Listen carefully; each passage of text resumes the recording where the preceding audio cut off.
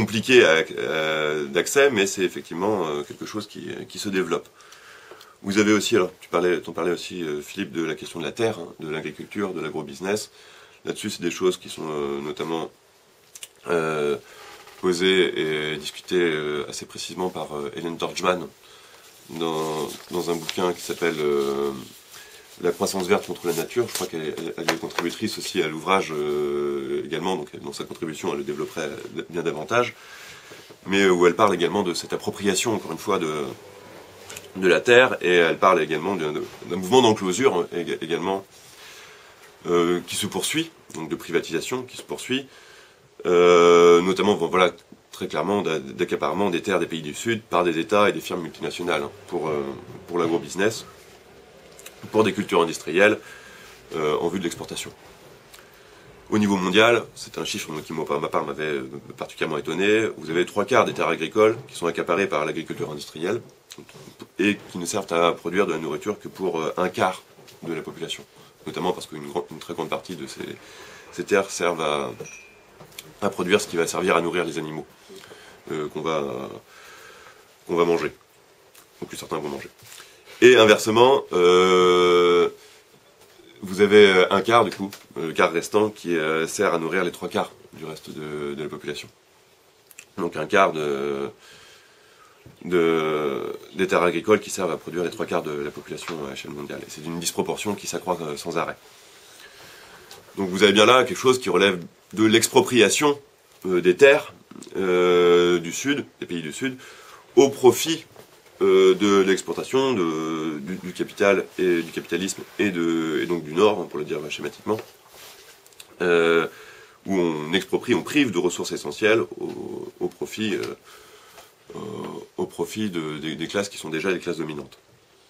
Enfin, troisième aspect qu'on trouve également dans le livre d'Hélène Dorjman, une mine d'informations que je recommande très vivement, c'est le rapport au vivant et les brevets qui sont déposés sur le vivant par les grandes firmes de l'agro-business, de l'agrochimie, ce qu'on appelle les Big Four, hein, Monsanto, Dupont-Odo, BASF, etc.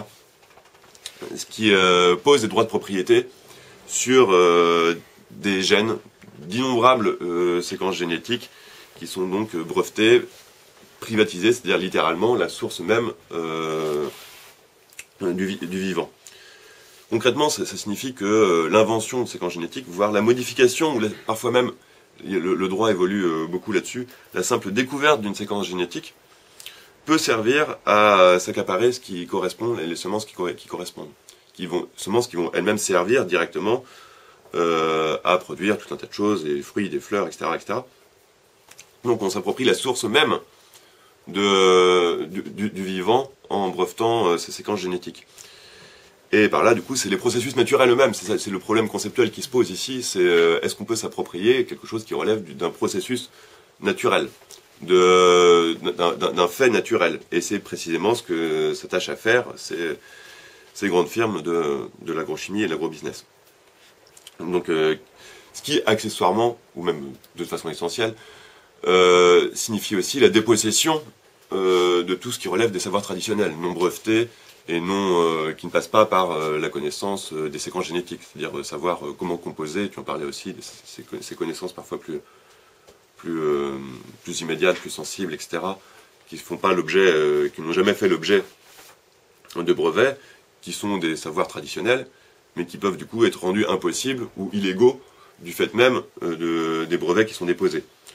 Donc en gros, voilà, vous avez le capital qui s'empare des fonds marins, des terres, mais aussi même des fondements,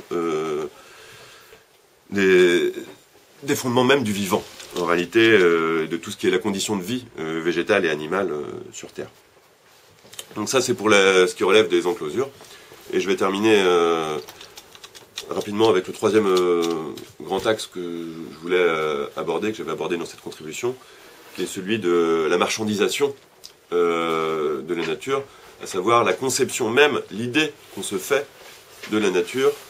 Et l'idée du capital, c'est pas du tout la nature comme cet ensemble de forêts, de paysages, de sentiments et d'émotions qu'on pourrait avoir face aux éléments déchaînés, à la mer, etc. Non, c'est beaucoup moins poétique, hein, la conception capitalistique de la nature. On est beaucoup plus sur l'idée utilitariste de ressources. C'est-à-dire que pour faire de la nature une marchandise, il faut d'abord la concevoir essentiellement comme une ressource, comme quelque chose d'utilisable, comme quelque chose dont il est possible de tirer du profit. C'est ça, c'est la condition, si vous voulez, pour que ensuite on puisse en faire une marchandise, c'est-à-dire mettre un prix dessus. Pour évaluer la valeur économique de la nature, il faut que cette nature soit traductible, qu'on puisse la traduire en ressources économiques. Alors ça pose des tas et des tas de problèmes que je vais ici me contenter de survoler et d'évoquer, puisqu'on peut se demander quel prix, en termes monétaires, enfin, quelle quantité d'argent, techniquement, peut-on mettre pour avoir un climat vivable, ou de l'air respirable, ou que les côtes ne soient pas submergées. Est-ce qu'on peut mettre un prix là-dessus? Alors, techniquement, voilà, moralement, on peut penser que la question est stupide et absurde, mais ça n'a jamais empêché un économiste capitaliste de répondre malgré tout à la question. On peut lui donner une réponse, c'est compliqué, hein, mais il y a différentes techniques plus ou moins laborieuses pour le faire, mais ça implique d'abord une réforme intellectuelle, en fait. C'est-à-dire qu'il faut d'abord concevoir la nature comme pourvoyeuse de services, comme produisant ce qu'on appelle des services écosystémiques, qui sont extrêmement divers, hein, qui vont de l'approvisionnement en nourriture, en énergie, à l'intérêt touristique que peut présenter une région. Hein. Ça peut être donc extrêmement divers, ou même le traitement des déchets, peu importe. Voilà, ça peut être la pollinisation aussi, combien ça vaut le fait que les abeilles s'occupent de la pollinisation à notre place. Donc comment est-ce qu'on va faire pour évaluer tout ce que fait la nature, qui peut directement nous servir, et comment peut-on lui mettre un prix? Et ça, c'est l'idée, du coup, essentielle de capital naturel, de ce que vaut la nature, c'est-à-dire le prix de la nature, si vous voulez. Et la revue Nature, en 97, par exemple, avait estimé la valeur globale des services écosystémiques rendus par la nature chaque année entre 16 et 54 milliards de dollars. Donc ça, ce serait le prix de la nature. Dans la fin des années 90, c'est comme ça qu'on l'évaluait. Avec l'inflation, c'est sans doute plus, mais pour autant que, bien sûr, ça ait un sens. Mais voilà, ça pour dire que c'est effectivement des évaluations qui se font et qui sont très importantes pour à la fois en tirer profit pour le capitalisme, mais aussi dans la perspective d'un capitalisme qui se voudrait capitalisme vert, en disant pour qu'on puisse protéger la nature, il faut qu'on mette un prix dessus. Ce qui n'a pas de valeur économique ne peut pas être protégé, on ne va pas s'en occuper si ça ne vaut rien, donc il faut à tout prix mettre un prix dessus. Ça peut être, voilà, si on est généreux, une intention, disons, naïve et un peu, oui, disons naïve, pour rester gentil, qui va être à la source de cette idée. Donc un prix de la nature, donc évidemment, là on a complètement perdu de vue tout ce qui relève de la nature commune. Hein. Vous avez bien vu que là on n'en est plus à l'expérience sensible que chacun de nous fait de la nature, mais bien à sa conception comme un flux continu de services marchands qui peuvent être achetés, consommés, échangés, etc. etc. Un des plus importants à cet égard, c'est, et je terminerai vraiment là-dessus, ce qu'on appelle les marchés carbone, qui sont en essor important, qui se développent beaucoup depuis les années 2000. Et c'est ce que justement le sociologue Razmik Kochayan appelle les nouvelles enclosures en voie de privatisation accélérée. Les marchés carbone, pour ceux et celles qui ne le sauraient pas, c'est techniquement des marchés de droits à polluer en fait. Des crédits carbone, c'est des crédits qui peuvent s'acheter et se vendre pour les entreprises, qui sont des permis d'émettre une certaine quantité de gaz à effet de serre. C'est ça qu'on appelle les crédits carbone, donc le droit à émettre du carbone. Et du coup, les entreprises en sont pourvues et elles peuvent les revendre si elles n'atteignent pas le plafond, etc., ou en racheter si elles le dépassent. Donc ça fait un marché, etc., également de ces crédits qui peuvent, eux, également, comme tous les marchés, avoir des prix qui évoluent et qui sont également des objets possibles de spéculation. Alors, ça fait que la nature devient l'objet elle-même d'une spéculation immédiate. Les forêts, les baleines, etc., tout ce qui peut, par exemple, séquestrer du CO2, va devenir pourvoyeur de crédits carbone, donc on va pouvoir préserver des forêts parce que ça rapporte des crédits carbone, s'occuper des baleines pour les mêmes raisons, etc. Ça devient une activité lucrative, tout simplement. C'est du coup le principe, voilà, nous avons Total qui peut poursuivre ses activités tranquillement à partir du moment où il plante des arbres, je le dire de façon un peu caricaturale, ailleurs dans le monde. C'est l'idée qu'il y a une compensation de la pollution qu'on fait quelque part avec d'autres activités qui seraient faites ailleurs. Alors le dispositif voilà, de cette nature comme valeur économique pose une série innombrable de questions. Ce sont des choses qui ont été posées et discutées dans le détail par un économiste qui s'appelle Jean-Marie Haribet, qui est dans un ouvrage qui s'appelle La richesse, la valeur et l'inestimable, qui montre tout un tas de problèmes à la fois techniques et économiques et même éthiques que pose ce type de pratique. Pour en relever quelques-uns, le premier problème, c'est, pour le dire simplement, c'est que c'est parfaitement inefficace. On n'a pas vu depuis les années 2000 et le développement des crédits carbone que la pollution est particulièrement diminuée. C'est tout simplement parce que les entreprises sont dotées de beaucoup trop de crédits carbone pour que ce soit intéressant pour elles de réduire leur émission de gaz à effet de serre. Le deuxième, que j'ai déjà mentionné, c'est que c'est absurde. C'est-à-dire que le principe d'une compensation suppose qu'on peut saccager la nature quelque part à partir du moment où on en préserve une autre partie ailleurs, et du coup ça se compense.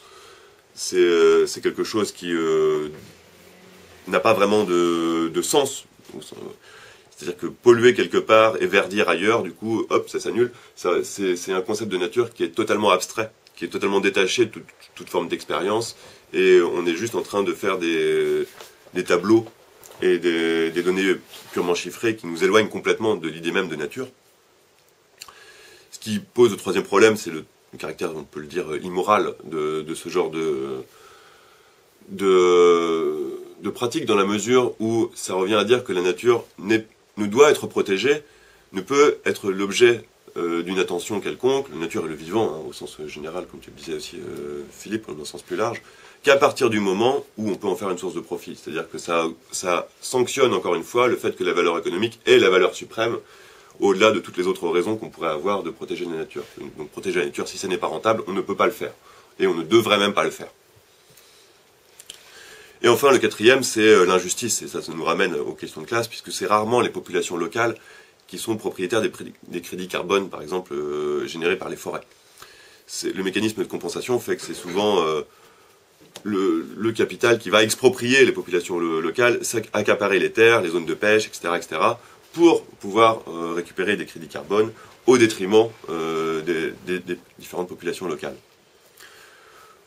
Donc tout ça pour arriver à cette idée que donc on est bien dans un dispositif dans lequel vous avez le climat lui-même en tant que condition de vie de l'humanité, hein, qui devient une marchandise au service de certains intérêts. Ça c'est du coup la conclusion à laquelle on peut arriver. Et pour terminer, bah, du coup, voilà, c'était juste pour conclure sur c'était l'essentiel de ma contribution. L'idée étant, voilà, le titre c'était Nature et conflit de classe, hein, donc vous savez, c'est un slogan que reprennent un certain nombre de militants, à savoir que l'écologie, sans lutte des classes, c'est du jardinage. Donc c'est bien, pour les différentes raisons que je mentionne ici, et il y en a encore bien d'autres, hein, qui font que on ne peut pas séparer, évidemment, la question écologique de la question sociale, tout simplement parce que c'est le social qui structure l'écologie, comme inversement, on s'en rend compte aussi aujourd'hui, l'écologie va restructurer la question sociale. Donc si vous voulez, dans l'idée d'éco-marxisme ou d'éco-socialisme, il y a bien un va-et-vient dans les deux. C'est bien une perspective marxiste, qui est un peu celle que j'adopte ici, qui doit non seulement prendre en compte, mais se renouveler de la question écologique, qui elle-même ne peut pas être comprise sans se référer aux différences de classe qu'on peut repérer dans le capitalisme depuis qu'il existe. Voilà, je vais m'arrêter là, je pense. On fait comment, du coup, pour discuter? Je ne sais pas si tu veux revenir ici, on se met côte à côte. Ouais, moi je serais bien ici aussi.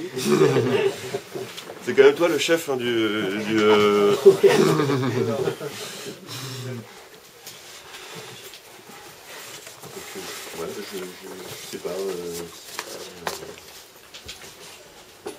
vous rapprocher, ou je réoriente la caméra, ou alors on se met ouais, côte à tu côte, te mets côte à côte, et puis tu me mettre là, et puis je réoriente la caméra. Ouais, ce sera peut-être plus simple. Ouais, ouais. T'aurais moyen du coup de me remettre par là, peut-être? Ah oui. Oui, bah je sais pas, soit j'allais bouger, soit tu bouges. Je peux bouger, Ouais, Tu me mets là. je sais pas. Tu t'installes où, Pierre? Peu importe. Ouais. Je m'adapte. Ouais,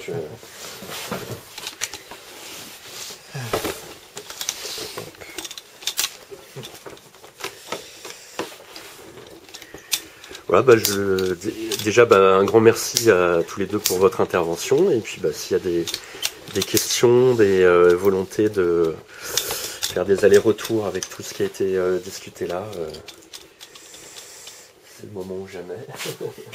N'hésitez pas à consulter aussi, si vous voulez, les deux pages qui sont sur la table. On est trop long, pardon. Oui. Je sais pas, il est passé, il a circulé le bouquin. On peut le faire circuler. Comment ça s'est passé le choix des intervenants? Le choix des intervenants, le choix des contributions?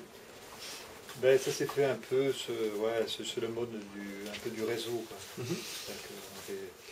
Clémence et moi, des gens qu'on connaissait, et puis on n'avait pas non plus tout à fait la même formation.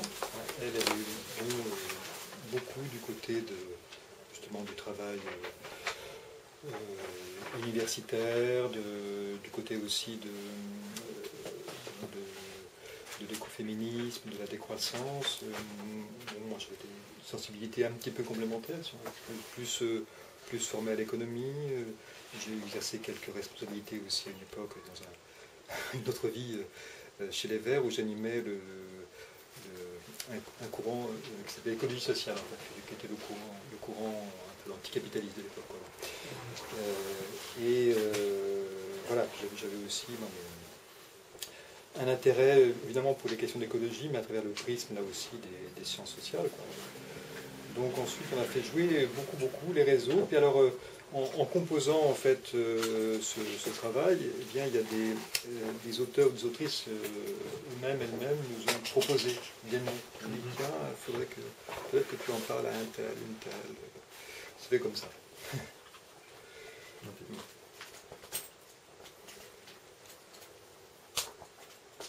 Pas un certain nombre déjà qui avaient participé au premier, en fait.